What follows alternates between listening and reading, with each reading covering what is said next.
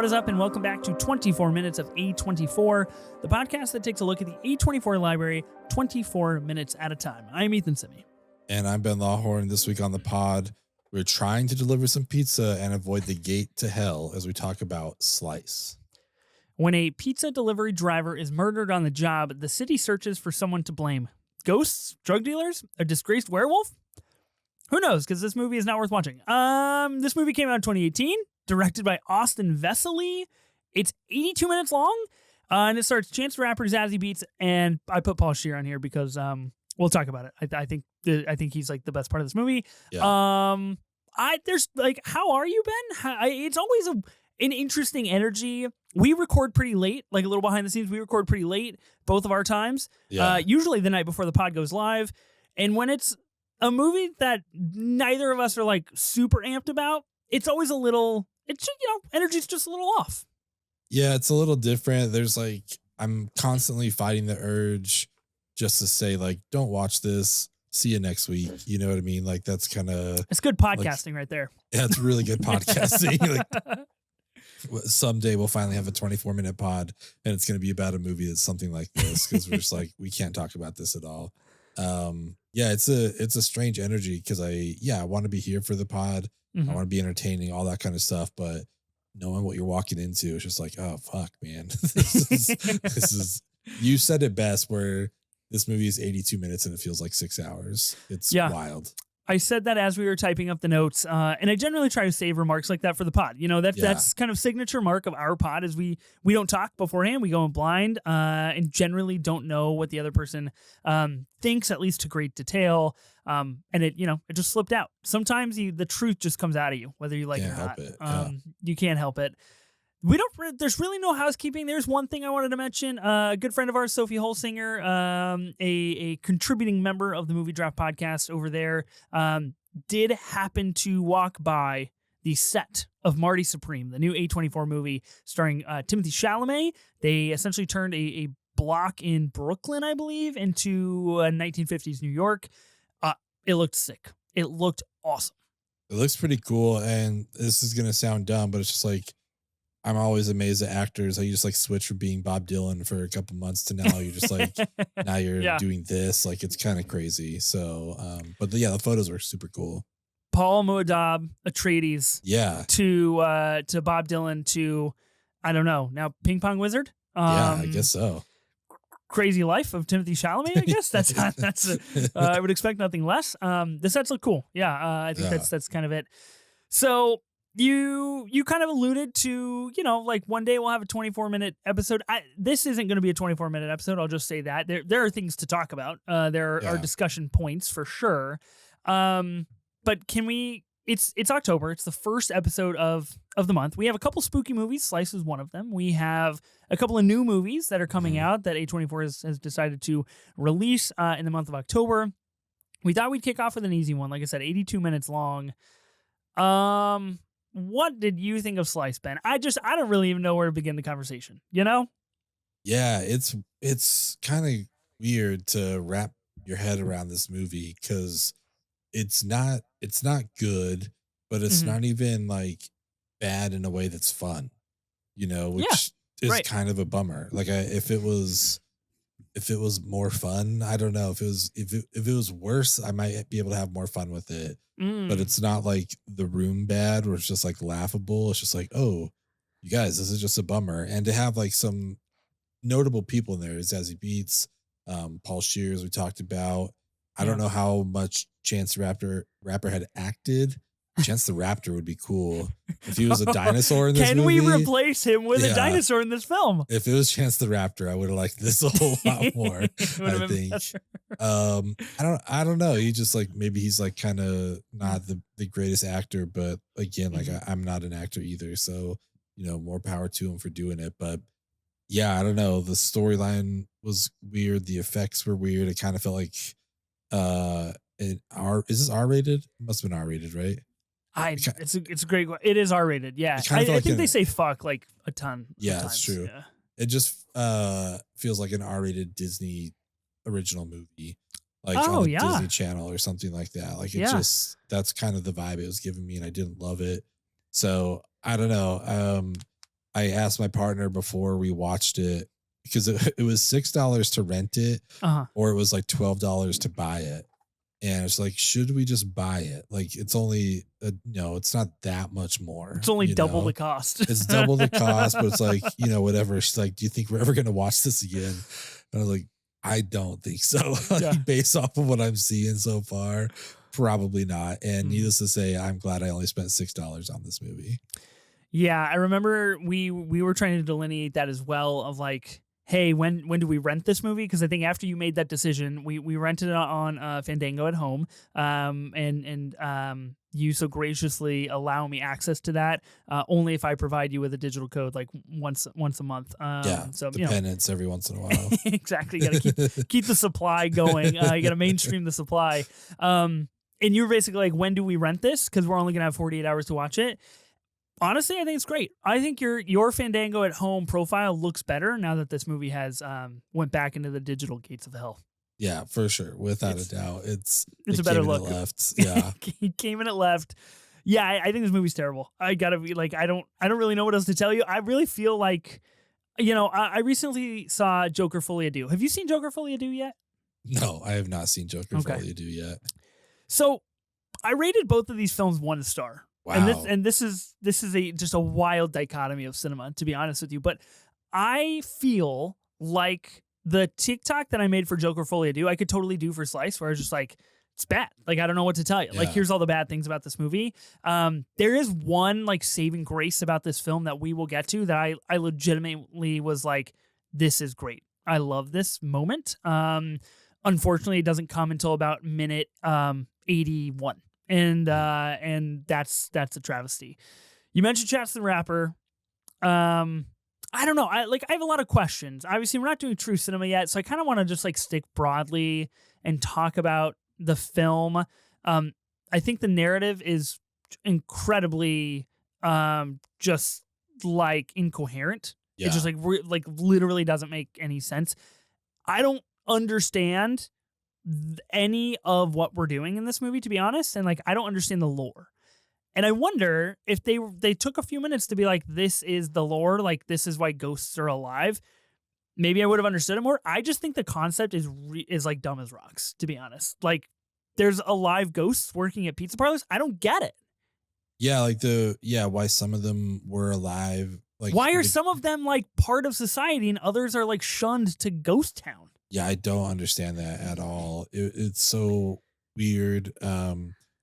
Chris Parnell is the mayor. I like Chris Parnell. He's a funny guy. He's a funny dude. I think we'll probably talk about it, but I think him and Paul Shear were the saving graces of this movie. Easily. Like, they were the only parts I was like kind of entertained by. Well, and that's the thing. Like you mentioned, like it's not even so bad it's good. I think this movie would actually be pretty fun if it was really campy. If it was if it really leaned into the camp, you could add something cool because like Zazie Beetz is kind of on one in this movie. It's kind of fun. Like she delivers a different kind of energy. You switch tonally like back and forth, like you mentioned, to Paul Shear. And you've got like different people doing different things. You have these two FBI agents that are like on a totally different wavelength than anybody else in the film, and really doesn't work whatsoever. No. Like, I just wanted to like gouge out my eyes anytime they showed up on screen because I was like, this is not funny. It's just not working. Like within the context of the movie. I do want to talk about Chance the Rapper for a second. We alluded to this last week in the pod. What's Chance been up to? Hasn't made very good music in our opinion as of late, for sure. Sounds like he's coming back-ish, but it looks like in 2018 he took a little bit of an acting break. He decided like, let's stop music and let's act. Was that a good call on Chance's part? I feel like his acting is as good as his like most recent album, and that's just unfortunate. It's a bummer. Some people just aren't cut out for it. You know what I mean? And that's fine. Yep. Go back and make Coloring Book 2. Give us what we want. But I just don't know that this is for him. I hate to shit on people doing what they love. I'm glad he got the opportunity to do it, but I just don't think it was successful.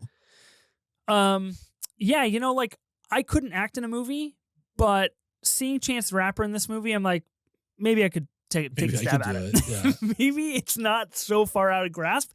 I'm not trying to be an asshole. I'm just like genuinely, and I wonder if it's just the movie as a whole. Like I wonder if just like the narrative, the tone, the storyline, the third act, the CGI, like all of that just like really doesn't benefit anybody in this movie. So I don't know if we get anything good like out of Chance, out of really kind of anybody. So I wonder in like a different set of circumstances if Chance the Rapper could maybe act. He kind of does get like a monologuing moment here, which he seems okay at, but he's definitely stiff in my opinion. He's reading the lines that were on the script for sure.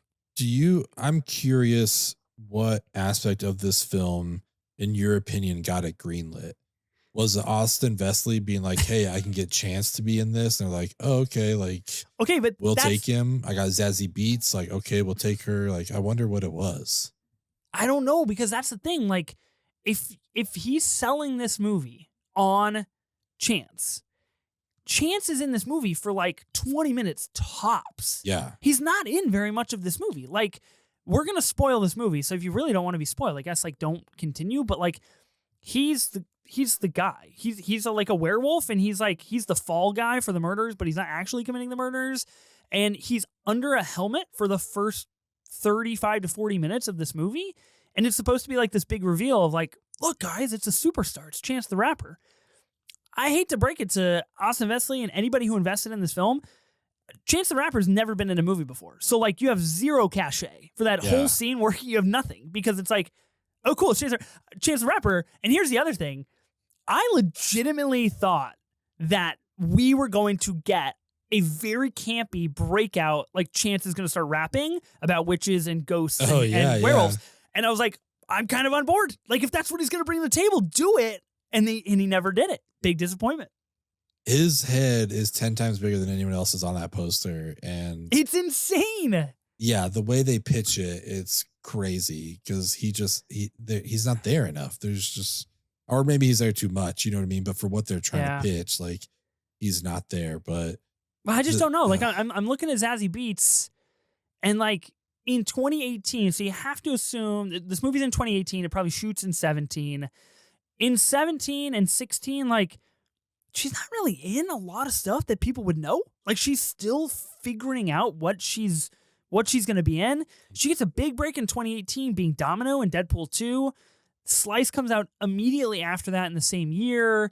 And then she starts to be in more things. But like, I got to be honest, Zazie Beetz like not in a ton of really notable movies. Kind of a lot. I guess she's in The Harder They Fall, Bullet Train as of late. But like, I don't know. Like, Atlanta was probably her big break with the TV show. Yeah. Which was 2016. So she's probably getting some pull from that. But still, like, I don't know, that's enough, you know, to have her green light a movie. So why does A24 like buy this to distribute? Or did they help also produce this movie?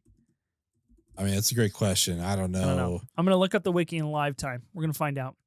I have no idea why they got like involved with this at all. Just distributed by A24. Just distributed. Produced by two different separate companies. Comes out September 10th of 2018. I don't get, like, I really do wonder. I think you're totally correct. Like, I think A24 sees this as like Chance the Rapper. People like Chance. Well, yeah, sure. We'll distribute the movie. I mean, especially if it's getting pushed out in 2017, because we're as a nation still riding the high of Coloring Book, you know, we're not that far off. We're like, man, this Chance guy, he can do no wrong. You know, this is perfect. Let's hop onto that. Yeah, I don't know. It's a real interesting move they made. I don't think it was successful.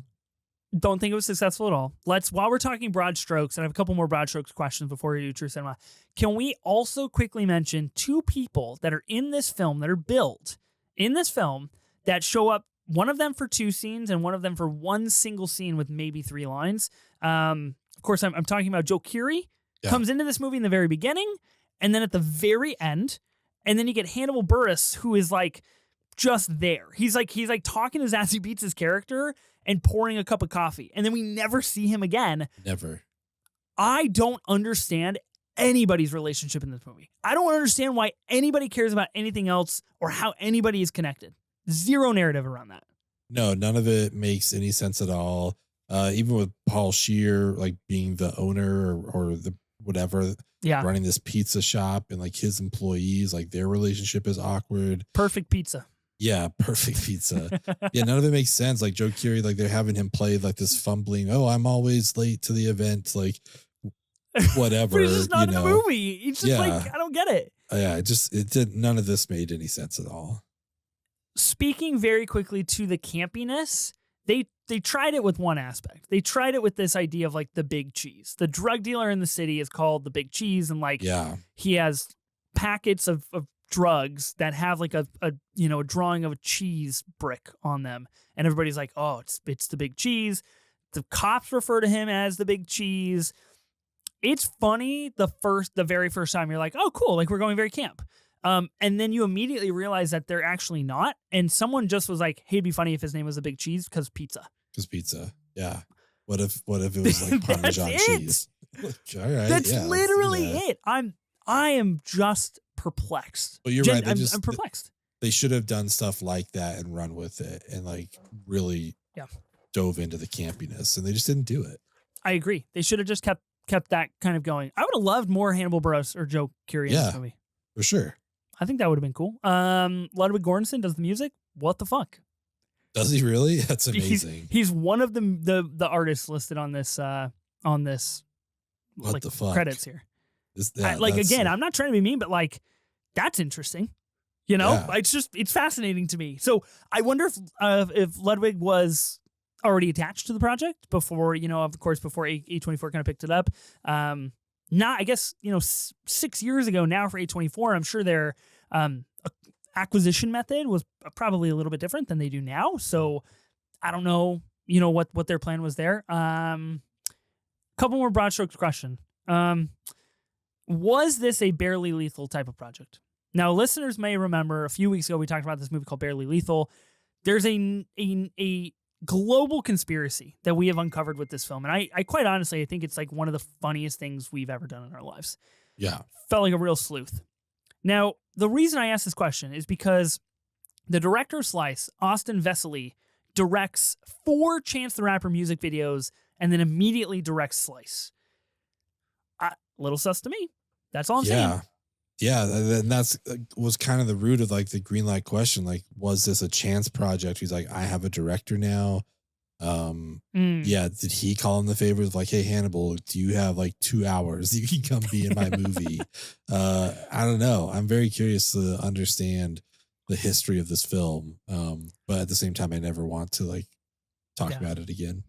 It really wouldn't surprise me if there's zero history about this movie. I can almost guarantee you it was exactly what you just said. Where it's just like, let's call up some buddies and make Slice. Let's do it. And see what happens. I think this movie's quite poor. Do you have any other broad strokes things to talk about before we dive into true cinema for this movie? No, I mean, I think I hit on everything. Like, this felt like a mix of a Disney original and like a student film. The effects were pretty poor. One very in particular, I'm sure we'll get to, but horrendous, terrible. Yeah, I don't know, man. Let's try to get through this true cinema. Feel like, it's a challenge on all fronts here. It's a challenge for us, a challenge for the listeners, challenge for everybody who made this movie. I mean, sure. I'm proud of them. They have a movie under their belt. I don't have a movie under my belt. So credit where it's due. They did it. Fantastic. They saw their vision come to life. Okay, let's do true cinema for this movie. We kick off with a pizza man getting sliced in the neck. This ends up being Sean. Can't remember what his last name was, and neither could the mayor, so that's fair. And he gets sliced in the neck, and then a guy answers the door, and his eyeballs basically like kind of bulge out of his head, and then it basically like turns into this animation for the intro card, which I thought. I was on board. I was on board for the first 2.5 minutes. I was like, cool, okay, interesting. Somebody murdered this pizza guy, and they specifically hired this actor whose eyeballs could come out abnormally far from his head and make a graphic out of it. Okay, I could see the vision. Yeah, I was on board. I was super into it. I thought, okay, I like what we're going with here. Was the pizza man's name Sean? Really? Was that? Yeah, Sean, whatever. Yeah, so I think if I look at the IMDb right, that was the director. Yeah, I believe so. Yeah. Yeah. Okay. Yeah. So he just like gets killed at the beginning of the movie, which is kind of funny that he put himself in that role. I think that's great. Yeah, Good for him. it was a solid intro. I was ready to go for sure. Yeah, I totally agree. I thought it was cool. I was like, cool. Who killed the pizza guy? And then it quickly dissolved after that, quite unfortunately. So I had kind of alluded to this question. I asked it just a little bit. We learn very quickly. We kind of get this like pseudo infomercial, which we get at the very end as well. But we get this like pseudo infomercial from somebody basically telling us like how good the town of Kingfisher is. And now this is where this is happening, and kind of lays out the history of this town of Kingfisher in a very strange, in a very like tonally defunct way. Didn't work for me. And what's most notable out of this is basically the fact that like there used to be a mass grave site that housed 40,000 ghosts, dead bodies. Yeah. They, as a city, decided to plow over that, move the final remains of those 40,000 souls over to a place that they called Ghost Town. And then aptly named Ghost Town. Brilliant move from the mayor.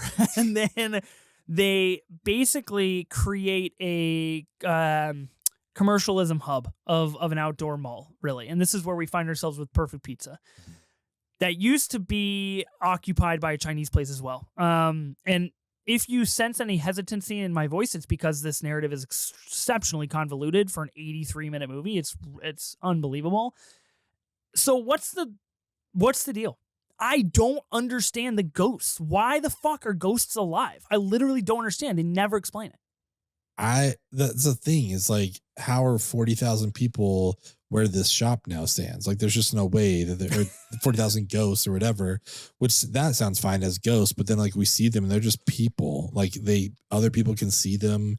There's no ghostly quality really to them. Why'd they decide on 40,000? Why weren't they just like 1,500 ghosts? Yeah, I don't know. You know, like what, 40,000? Yeah, what is the layout of this town? It is. How big is Kingfisher? Yeah, just like all of a sudden any town population grows by 40,000. Like, that's wild. Okay, but here's the thing. And I know this movie's not designed for this, but I'm doing it anyway. Were they ghosts in the ground, and then when they were moved, they became alive, and now like that aura resides over the town? Because not too much later in the movie, Astrid, Zazie Beetz' character, dies and immediately turns into a living ghost. Yeah, immediately. And I mean, just to show how much I was like really loving this movie, there's a point where like there's a ghost that works at the pizza shop, and I was like, does he pay taxes? Like, if you're dead, do you still have to pay taxes? Like, or is he just getting paid under the table here? What's the like, local government policy? Yeah, it's like, taxes? why is he working? He's a ghost. He doesn't need to. Maybe he just likes doing this. You know, it's like he's got nothing else to do. It's just so weird they interact with him. It's not, there's, again, like there's no real ghostly quality to them by any means. The entire film is like ghosts live in Ghost Town. They do not mingle with humans. There's a ghost working at the pizza shop. I don't know what to tell you. Okay. I could do this for a long time. The delivery driver meetup we get. So basically, Zazie Beetz' character, Astrid, comes back to Perfect Pizza, which is led by Paul Scheer, which I think is operating on a classic level in this movie. Yeah. He's great. Shout out Paul Scheer, The League. I think he's great in The League. He's fantastic in Twisters. Honestly, might be the best part of Twisters, in my opinion. You know what else I thought about while watching this movie? How have they not done this on How Did This Get Made? Is it because Paul Scheer's in it? Like, I feel like they could talk about this movie on his own podcast. It's just like, how did this get made? I have no clue. We got to submit a question. You got to be like, Paul, give us the inside scoop. Please do a Slice episode. Maybe there is, and I just don't know about it. If you listen to that episode or that pod, let us know. Yeah. I haven't listened to it for a while. This feels like the perfect movie for them to do. It's just like, it's wild. It's so weird. Yeah. I'm genuinely like curious too. Even looking up the wiki, there's no budget for this film. Dang. It says no budget. There's no box office. There's no dollar correspondence. So again, referring to your tax question, how does money work regarding this project? Like, I don't get it. I don't know. Okay, so then we get the delivery driver meetup. Like I mentioned, Astrid shows up. This is a city built steadfastly on the efficiency of delivery food. And I got to be honest, I think that's the downfall of the town. I think they put too much pressure on their delivery drivers. And it was 60 minutes or less. Like, Well, it says 60 minutes or less, and then Paul Scheer's character is like, no, that's not true. We just say that. But also the tagline for this movie is murder or dead in 30 minutes or less. So which one is it? I don't know.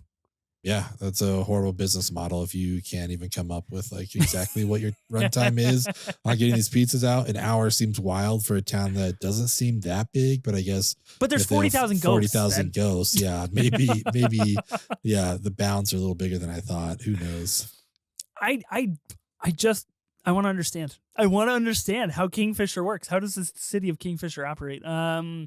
This is the meetup where Astrid takes a knife to the Big Cheese's neck and basically is like, who killed Sean?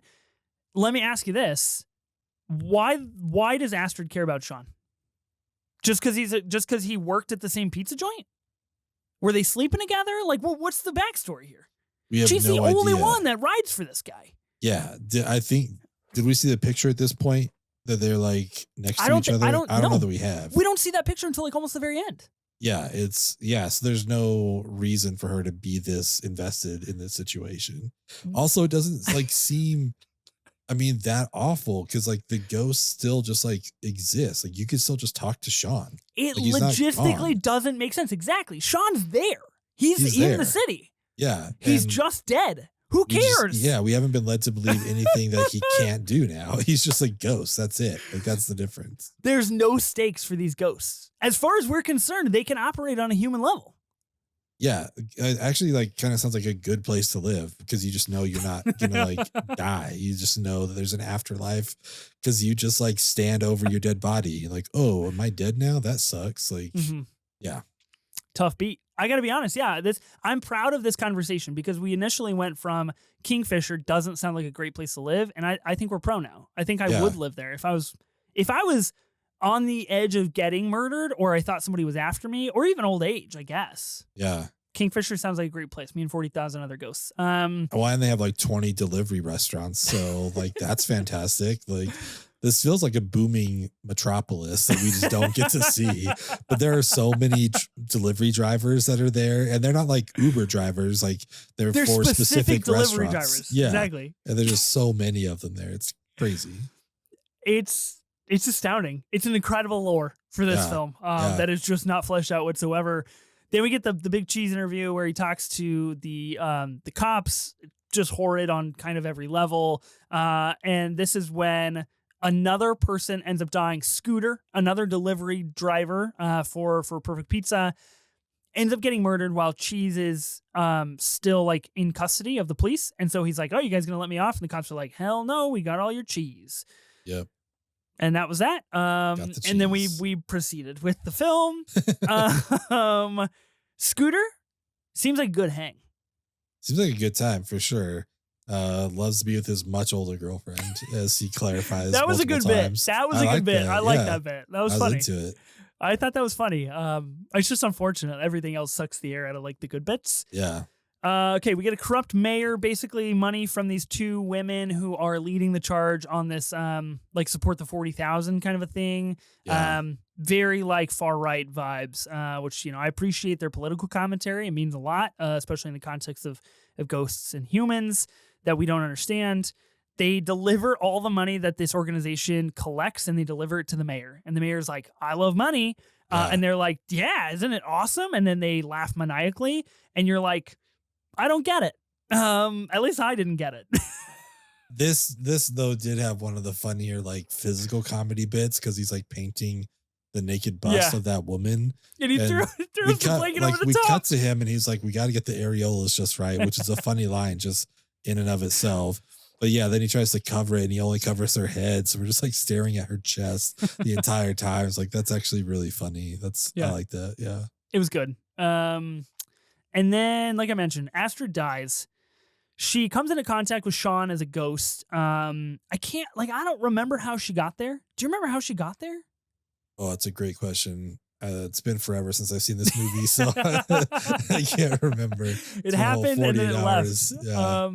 Yeah, I don't remember, but basically, Sean slices her throat. And I'll give credit. This scene this like particular style and camera movement is what I was hoping for, like from the whole movie. Yeah, yes. Where basically yes. Zazie Beetz is like, did I just die? And then like whip pans down to her dead body and whip pans back up, and she's like, oh fuck. And like that works in the context of this. Like that's pretty funny. That's entertaining.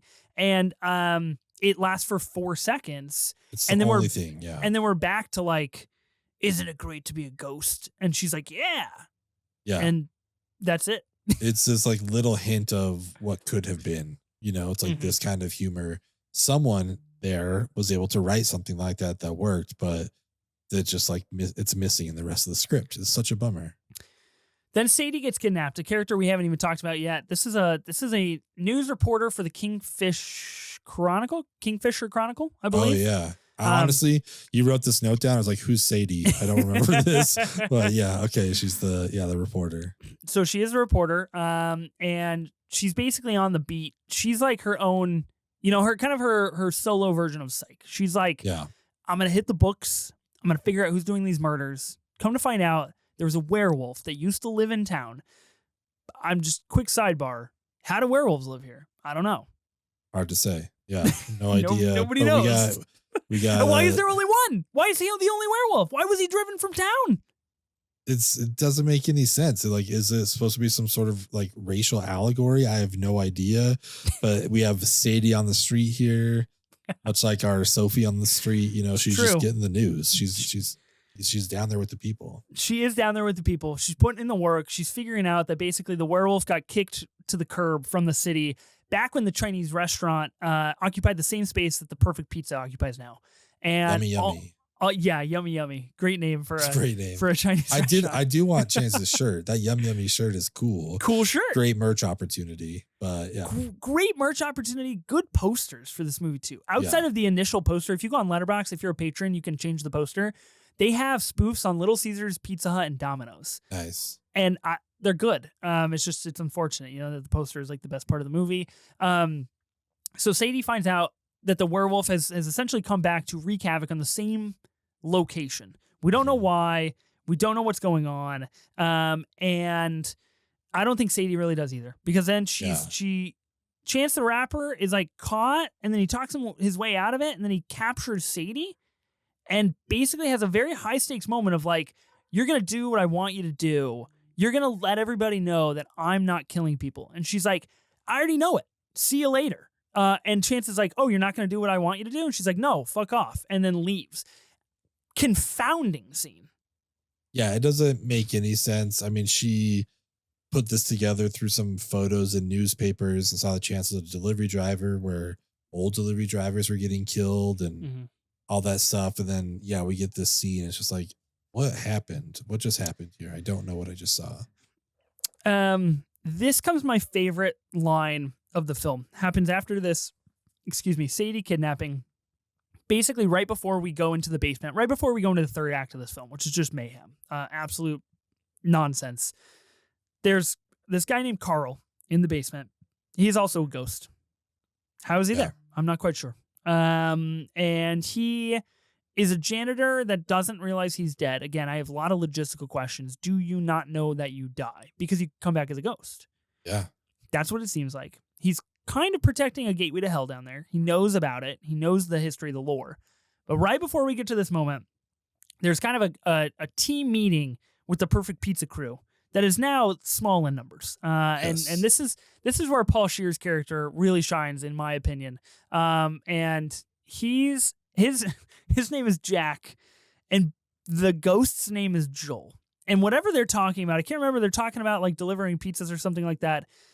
And I think it was Sadie comes into the shop to tell Jack what's going on. And Jack was like, I'm not going to talk to you unless you buy some pizza. And was trying to like sell her on a slice of pizza. He's like, do you want to know the secret behind our giant slice of pizza? It's just 2 slices put together, which is really funny. And then Joel says something, and I think his bit as a character actually is successful, where like he's very, his demeanor is very dark. He kind of talks in these really convoluted allegories and really, really ghostly. So he does one of these monologues, and basically Jack replies, and he's like, Joe, I'm trying to make a sale over here. Zip it with all that voodoo shit. And then he tries again to talk Sadie into buying a slice of pizza. And I was like, good times. You know, it's good to be funny in a funny movie. I feel like any star this movie gets is just for Paul Scheer. Like he really was 100%. holding it down. A lesser comedian, this just would have been an unbearable movie, and it already was pretty unbearable. I agree. Okay, let's finish this up. Let's wrap the third act here. We kind of get this voiceover, which I think is just like a incredibly poor narrative decision to basically cut to like a voiceover and be like, yeah, then the town got overtaken by ghosts and everybody started dying. Once the portal to hell opened up. So their ghosts overtake the town. Come to find out, the entire Against the 40,000 thing is ran by this witches coven, essentially. Yeah. And ghosts overtake the town. They kill all these witches. Pandemonium ensues. Jack tries to blow up his pizza shop, thinking that it will indeed close the portal to hell, when in fact it just makes it bigger and badder. Yes, yeah. This is where again the two women shine as Heather and Debbie, I believe their names are. Heather is kind of like the lead witch. Debbie is just the absolutely unbearable screamer of the group. And it's just such a odd decision. This is where Chance the Rapper shows back up. He saves the day, basically saves Zazie Beetz' character, saves Jack, saves all these people. He shows up as a werewolf, kills them, and then proceeds to, on screen, de-transform from a werewolf in what might be one of the most frightening CGI scenes I've ever seen in my life. It is so awkward. It is such a weird scene. Like, the whole vibes of it were kind of reminding me of like Catwoman in Dark Knight Rises, where it's like she's like, "Well, I'm not going to stay and help everyone. I'm getting out of here." And then obviously, like she stays and like saves the day. It's like that's kind of what Chance is doing. It's like, "No, I'm not going to help you guys. I'm going to leave."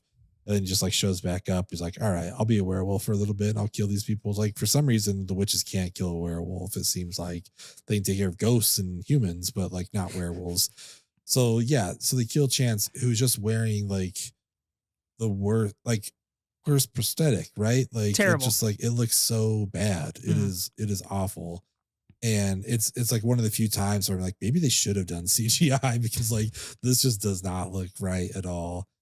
And then yeah, like you said, we get the CGI de-transformation, and it is wild to watch. It is such a weird thing to watch. I suggest if you have access to this film, maybe just seek out that scene and have a good time. You know, have a ball and just count your lucky stars, count your blessings that you didn't have to sit through everything else to see that. Last thing I want to mention here is the infomercial at the end. Yeah. Extra half star for this infomercial. Top tier, grade A comical shit. I thought it was incredible. Yeah, the infomercial without a doubt is the best part of this watching experience. Yep. Like it's hilarious. It's exactly what you want it to be. It is also hilarious that like Paul Scheer survives blowing up his own pizza shop, but they still just leave him like with all of his like burns and stuff like that. Like I liked that. That was the other thing too. I couldn't tell, like, was he ghost Paul Scheer or did he just like, it's hard to tell. No way to know. No idea. I don't think it matters, to be honest. I think they're the same. Yeah. It's just like, it's just so weird. So yeah, infomercial was great. Definitely just would have loved that type of humor throughout the whole thing. If they would have done that through the whole 80 minutes, you could have had a banger on your hands. Could have had something really, really fun. Because I think like the premise of like pizza, delivery people are getting sliced. What are you gonna do? And I respect all the pizza puns, but like one good pizza pun does not a good movie make. No, definitely not. It's tough. My true cinema moment is the infomercial. I was keeled over with laughter, and I thought it was really funny.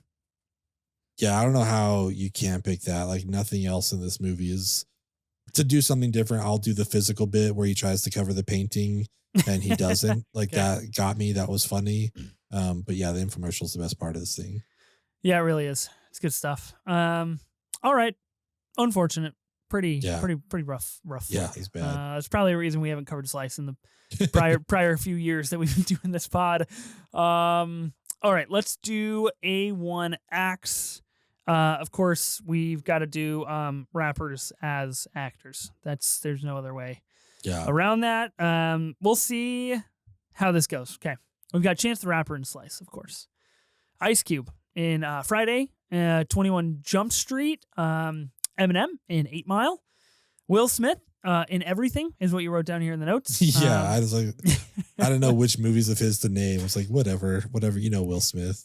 I mean, I think you can most notably, put his performance at the Academy Awards up here for the Slapping as well. Chris Rock, yeah. Slapping Chris Rock, still very pertinent in the world.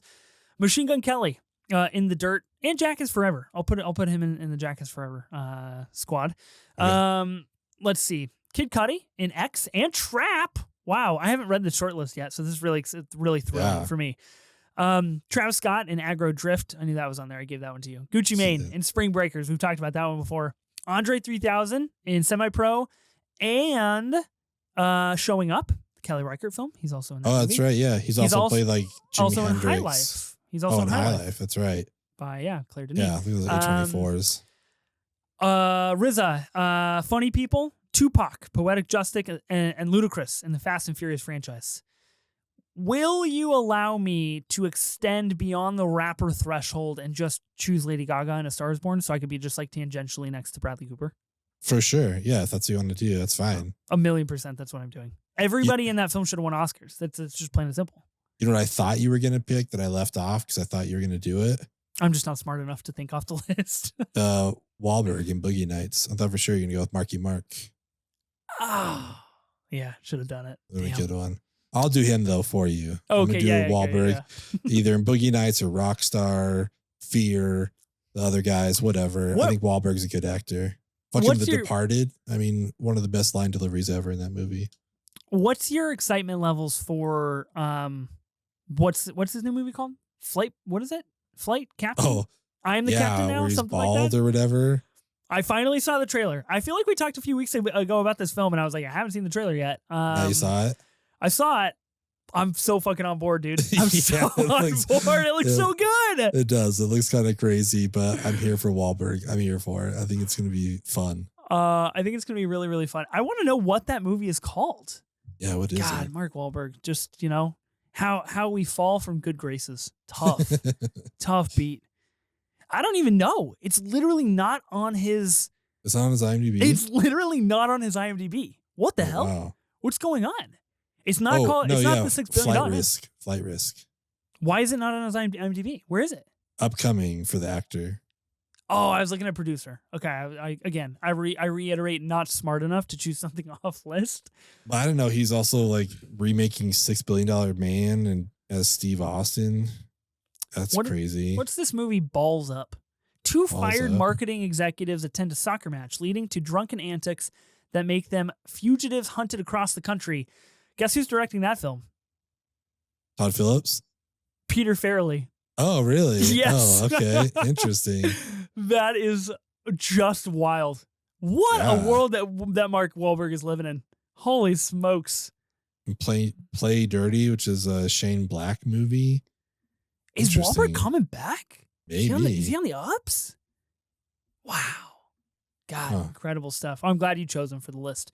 That's exciting. Okay, let's do our A24 ranking for Slice, a movie that is real. Yeah.